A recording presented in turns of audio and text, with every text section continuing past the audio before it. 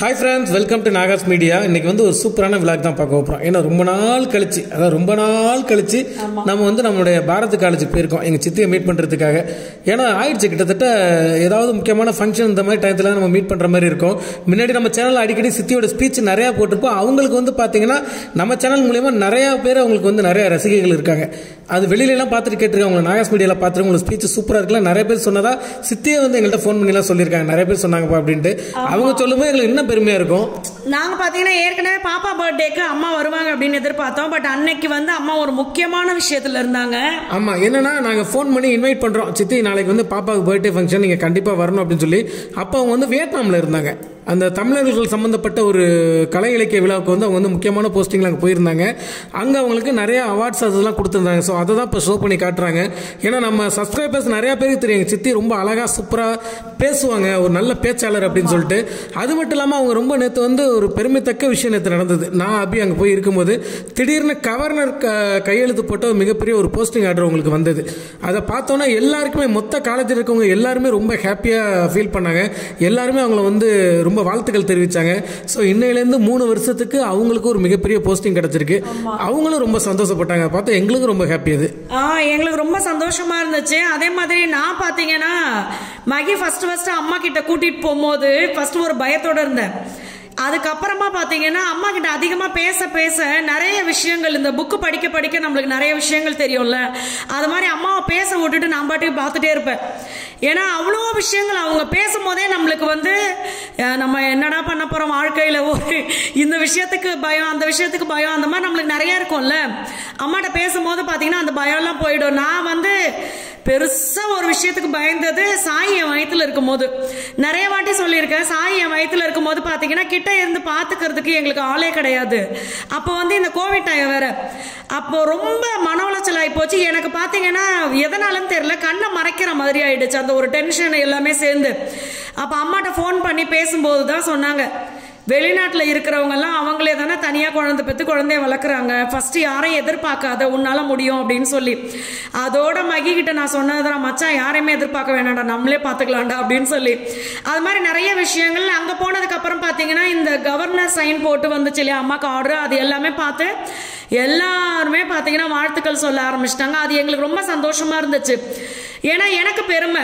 இப்போ அம்மா வந்து நான் அம்மா தான் சொல்லுவேன், பட் எனக்கு அவங்களுக்கு மாமியார் வேணும். ஆனால் வெளியில பார்த்தீங்கன்னா நான் அம்மான்னு தான் சொல்லுவேன். எனக்கு வந்து அவங்க என்னோட மம்மியா இருக்கிறதுனால எனக்கு ரொம்ப பெருமையா இருக்கும். ஏன்னா இவ்வளோ பெரிய இடத்துல இருக்காங்க. ஆனால் ரொம்ப நான் அவங்க கிட்ட கத்துக்கிட்ட விஷயம் வந்து ரொம்ப சின்ன போஸ்டிங்ல இருக்கிறவங்க வரைக்கும் எல்லார்கிட்டையுமே, சின்னவங்கல இருந்து பெரியவங்க வரைக்கும் எல்லார்கிட்டையுமே சமமா ட்ரீட் பண்ணுவாங்க. அன்னைக்கு கூட பிள்ளைங்க எல்லாம் பாத்தீங்கன்னா வெயில்ல நின்றுட்டு இருந்தாங்க. நான் வர வரைக்கும் ஏன் பிள்ளைங்க எல்லாம் வெயில்ல நிக்கிறாங்க, அவங்கள நிழல்ல நிக்க சொல்லுங்க அப்படின்னு சொல்லி, பிள்ளைங்க சாப்பிட்டாங்களா, இது கூல்ட்ரிங்க் குடிச்சாங்களா, வெயில்ல நிக்கிறாங்களே ரொம்ப நேரமா அப்படின்னு சொல்லி ரொம்ப பார்த்து பேசினாங்க. அது எனக்கு ரொம்ப பிடிக்கும். நம்ம கத்துக்கிற விஷயம் அது, எல்லாரையுமே சமமா ட்ரீட் பண்ணணும் அப்படின்னு சொல்லி. ஆமாம், அது மட்டும் இல்லாமல் பார்த்தீங்கன்னா காலேஜில் வந்து இந்த black and white pant shirt இருக்குல்ல, அதை பார்த்தா எனக்கு வந்து பழைய நினைவுகள்லாம் வந்துடுது. ஏன்னா நானும் இதே காலேஜில் தான் படித்தேன். 2004 பேட்சில் நான் இங்கே தான் படிக்கிறேன். ஏன்னா வந்து ஆக்சுவலாக எனக்கு வந்து அப்போ நம்ம ரொம்ப வந்து கஷ்டப்படுற ஒரு ஃபேமிலி தானே. சித்தி வந்து எனக்கு ஃப்ரீ சீட்டு, நம்ம காலேஜ் இருக்கும்போது ஏன்டா வெளில கஷ்டப்பட்டுட்டு வாடாஞ்சலி கூப்பிட்டு எனக்கு ஃப்ரீ சீட் அவங்க தான் கொடுத்து என்னை படிக்க வச்சு ஆளாக்கி விட்டது. அதை நான் எப்பயுமே சொல்லுவேன், மறக்க மாட்டேன் லைஃப் லாங்கு. அப்போ மட்டும் கிடையாது, இப்போ வரைக்குமே நிறைய பிள்ளைங்களுக்கு வந்து அம்மா படிப்பு விஷயத்தில் வந்து நிறைய ஹெல்ப் பண்ணுறாங்க. ஆமாம். ஸோ அங்கே நம்ம போன நேரம் பார்த்தீங்கன்னா ஹோட்டல் மேனேஜ்மெண்ட் ஸ்டூடெண்ட்ஸ் வந்து பார்த்தீங்கன்னாக்கா வாலிபால் மேட்ச் வந்து கண்டக்ட் பண்ணியிருந்தாங்க. அதை பார்க்கும்போது எனக்கு என்னன்னா அந்த பிளாக் அண்ட் ஒயிட் ஃபேன் ஷர்ட்டை பார்த்தோன்னா மலரும் நினைவுகள் வந்த மாதிரி எல்லாத்தையும் பார்த்து பேசிக்கிட்டு இருக்கேன். எல்லாருமே அது ஒரு ஹாப்பி காலேஜ் படிக்கும்போது. அது இல்லாமல் வந்து என்னன்னா அபி சொன்ன மாதிரி ஒரு 10 நிமிஷம் சித்திக்கிட்ட பேசணும்னு நினைச்சுங்களேன். அந்த 10 நிமிஷத்தில் வந்து அவங்க வந்து 10 புக்கை பற்றி பேசுவாங்க, உள்ள 10 கருத்துக்களை சொல்லிடுவாங்க. நமக்கு திருப்பி பேச முடியாது, வாயடிச்சு போய் உட்காந்துருவோம். நீங்கள் வந்து பாருங்களேன், ஃபோட்டோஸ் எல்லாம் காட்டுறேன், ரொம்ப கம்மியான கலெக்ஷன் ஃபோட்டோ தான் காட்டியிருக்கேன். அவங்களுடைய தனி ரூம் ஒன்று இருக்குது. அவங்க வாங்கின அவார்ட்ஸு, ஏகப்பட்ட பெரிய பெருந்தகைகள்னு சொல்லுவாங்க, பெரிய ஆட்களோட எடுத்துக்கிட்ட ஃபோட்டோஸ் எல்லாருமே வந்து மதித்து சித்திக்கு விட அவங்க ஃபோட்டோஸ் எடுக்கிற நீ பொசிஷன்லாம் சித்தி இருக்காங்க. நிஜமாக அது சொல்லும்போது எனக்கு ஹாப்பி. அதை சித்தி பெருமைப்பட மாட்டாங்க. எப்போ எல்லாருமே சம்மந்தப்பா, அவங்க யார் நம்ம யார், எல்லாரும் ஒன்றா ட்ரீட் பண்ணுவோம் அப்படின்னு சொல்லி. அபி சொன்ன மாதிரி இங்கே காலேஜில் வந்து ஒர்க் பண்ணுறாங்களே, பெரிய ஸ்டாஃப்ஸ் மட்டும் கிடையாது, அங்கே கூட்டுறவங்க, சமைக்கிறவங்க எல்லாரையும் கூப்பிட்டு கேட்பாங்க, என்னப்பா சாப்பிட்டியா, உட்கார சொல்லி பக்கத்தில் உட்கார சொல்கிறாங்க. நமக்கு ஆச்சரியமாக இருக்குன்னு, இவ்வளோ பெரிய காலேஜ், பெரிய இது இல்லாமல் ஸ்கூல் வர வச்சுருக்காங்க அவங்க. ஓகேங்களா, திருவோணத்தில் ஒரு ஸ்கூல் இருக்குது, இவங்க பாரத் காலேஜ், அப்புறம் Indian institute of catering technology, இது எல்லாத்துக்குமே இவங்க தான் மேனேஜிங் டைரக்டர். பட் இவங்க எல்லாத்தையும் சரிசமமாக இருக்குது, ஒரு சகஜமாக பழகிறத பார்க்கும்போது நம்ம இன்னும் நிறையா கற்றுக்கணும் அப்படிங்கிற ஒரு இது எனக்கு இருக்குது. கற்றுக்கணும். ஆமாம், நான்லாம் காருண்யா கிட்ட வந்து அம்மாவை தான் உதாரணத்துக்கு அதிகமாக சொல்லுவேன். படிப்பு தான் முக்கியம். அம்மா வந்து படிச்சுட்டே இருப்பாங்க. லைப்ரரி தனியாக இருக்கு அம்மா வீட்டில். அது அந்த இடத்துல உட்காரும் போதே பார்த்தீங்கன்னா மனசுக்கு ரொம்ப ரிலாக்ஸாக இருக்க மாதிரி இருக்கும். அப்போதான் நான் சொல்லுவேன், படிப்பு எவ்வளவு முக்கியம்னு பார்த்துக்க. படிப்பு நம்ம கிட்ட இருந்துச்சு அப்படின்னா எதை வேணாலும் நம்மளால சாதிக்க முடியும். நீ பாட்டியை பாரு, பாட்டியை பாரு, பாட்டி பேசுறது கேளு அப்படின்னு சொல்லிட்டே இருப்பேன். என்கிட்ட பழகிறவங்ககிட்டயும் நான் அதான் சொல்லுவேன். என் புனிதா கணேசன் அம்மாவை வந்து நான் சொல்றதே வந்து சிங்கிள் பெண் கிடையாது, சிங்க பெண் அப்படி சொல்லுவேன். என் நிறைய விஷயங்கள் அவங்க கிட்ட வந்து நம்ம ஒரு பெரிய புக்கை கொடுத்து உடனே படிச்சிருவாங்க. உடனே படிச்சுட்டு அதுல இருக்கிற விஷயங்களே ஞாபகம் இருக்கு. எனக்கெல்லாம் நினைப்பே இருக்க மாட்டேங்குது. நான் அவங்க கிட்ட ஆச்சரியப்படுறது, அந்த புக்கை படிச்சு அதை ஞாபகம் வச்சு அந்த கருத்துக்கள் எவ்வளவு தெளிவா மற்றவங்களுக்கு புரியுற மாதிரி சொல்றாங்கன்னு. அதே மாதிரி இன்னொன்று வந்து அந்த சிச்சுவேஷன் சாங்லாம் எடுத்து பாடுவாங்க. அது எனக்கு இன்னும் ரொம்ப பிடிக்கும். நேற்று கூட அம்மா 4 ரோஸ் வச்சிருந்தாங்க, அப்போ ஒரு ரோஸ் எடுத்து கொடுத்தாங்க என்கிட்ட, அப்போ ஒரு சாங் பாடினாங்க. அது மாதிரி தன்னம்பிக்கை ரொம்ப ஜாஸ்தி அம்மாக்கு. தன்னம்பிக்கை ரொம்ப ஜாஸ்தி.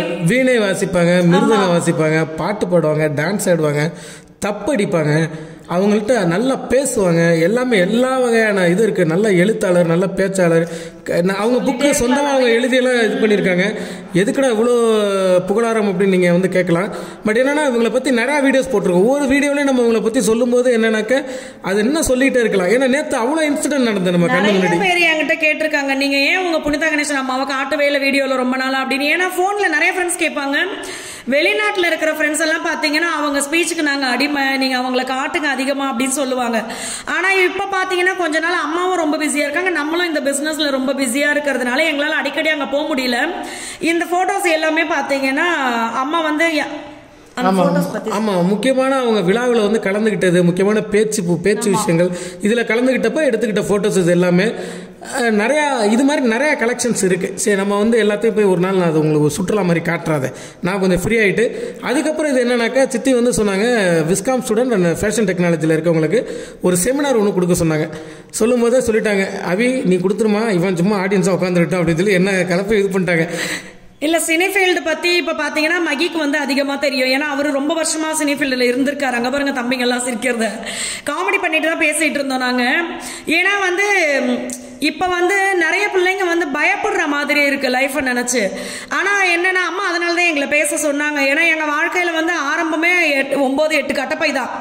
அதுக்கப்புறம் வந்து இன்னொரு அண்ணா எங்களுக்கு ஹெல்ப் பண்ணாங்க அப்படின்னு சொல்லியிருப்பேன். எப்பவுமே பார்த்தீங்கன்னா இந்த 100 ரூபாய் கொடுத்தவங்கலேருந்து இப்போ வரைக்கும் உதவி பண்ணவங்கள நாங்கள் என்றைக்குமே மறக்கவே மாட்டோம். இன்னொரு விஷயம் வந்து உபத்திரவம் பண்ணவங்களையும் மறக்க மாட்டோம். இன்னொரு விஷயம் என்னன்னா, சித்தி வந்து அவங்கள பற்றி இன்னும் ரொம்ப முக்கியமான விஷயம் ஒன்று சொல்லணும். இது அவங்கள வந்து பெருமைப்படுத்துறதுக்காக கிடையாது.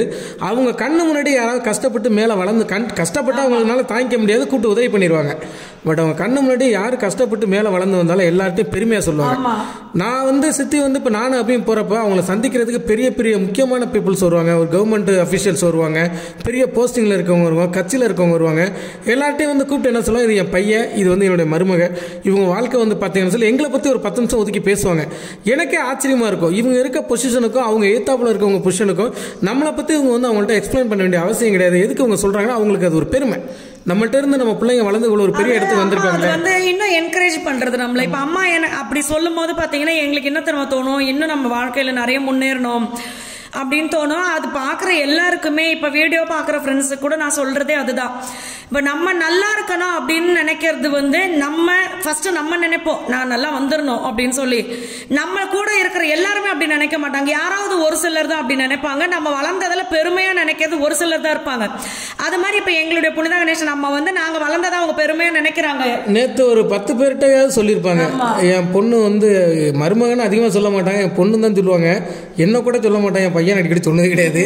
என் பொண்ணு வீடு கட்டியிருக்கா, இவ்வளோ பணம் போட்டு கட்டியிருக்கா, அவ்வளோ பெரிய வீடு இருக்குது அப்படின்னு சொல்லி அவங்க பெருமையாக சொல்லும்போது எனக்கு என்னன்னா, நம்ம சித்தி வீட்டை விட ஒன்றும் நம்ம வீடு பெரிய வீடு கிடையாது, இவங்க வச்சிருக்க இவ்வளோ பெரிய காலேஜ் வீடு கிடையாது. பட் அவங்க அதில் வர்ற சந்தோஷத்தை பார்க்கும்போது எங்களுக்கு என்னன்னாக்க இன்னும் நம்ம வந்து நல்ல வந்து சித்தி முன்னாடி வாழ்ந்து காட்டணும், நல்லா வளர்ந்து காட்டணுங்கிற ஆசைகள் அதிகமாக. அவங்களுடைய மோட்டிவ் தான். நம்ம பிள்ளைங்களை என்கரேஜ் பண்ண அவங்க இன்னும் வளருவாங்க. அதுதான் அவங்களுடைய மோட்டிவ். அவங்களுடைய அந்த மோட்டிவை தெரிஞ்சுக்கிட்டு நாங்கள் நல்லபடியாக வந்து இன்னும் வளர்ச்சி அடையணும். அது எங்களுக்கு மட்டும் அப்படி வந்து என்கரேஜ் பண்றது இல்ல. அங்க காலேஜ்ல இருக்கிற பிள்ளைங்க எல்லார்கிட்டயுமே அவங்க பேசுற விதமே பாத்தீங்கன்னா யாருமே வந்து அம்மாவை பார்த்து பயப்பட மாட்டாங்க. இவங்க நேத்து ஒரு விஷயம், நாங்க உட்கார்ந்துருக்கோம், ஸ்டூடெண்ட் போறாங்க, உங்க ட்ரெஸ் நல்லா இருக்கு அப்படின்னாங்க. ஸ்டூடெண்ட்ஸ் எல்லாம் சேர்ந்து நேத்து பீரோ கிஃப்ட் பண்ணாங்க. இந்த மாதிரி நிறைய விஷயங்கள் எல்லாருமே அவங்க பெத்த பிள்ளைங்க மாதிரி தான் அவங்க ட்ரீட் பண்ணுவாங்க, எங்க முத கொண்டு எல்லாரையுமே. சோ இந்த வீடியோ வந்து அம்மாவை கேட்ட எல்லாருக்குமே வந்து பார்த்த உடனே ஹாப்பியா இருக்கும் அப்படின்னு நினைக்கிறேன். அடுத்த வீடியோல பார்க்கலாம். எல்லா ஃப்ரெண்ட்ஸ்க்கும்